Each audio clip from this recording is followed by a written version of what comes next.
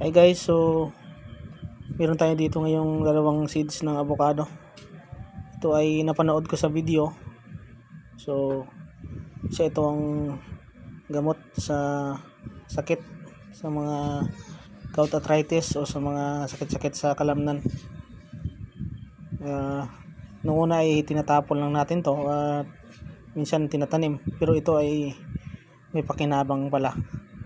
Ang ginagawa nila nito ay sinislice nila, hinahalo nila sa alcohol at in-spray o hinahaplas, hinahaplas nila doon sa part na masakit, just like sa tuhod, sa balikat, sa likod.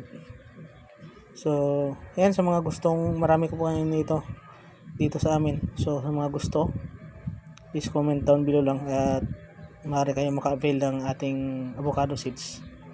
Thank you for watching.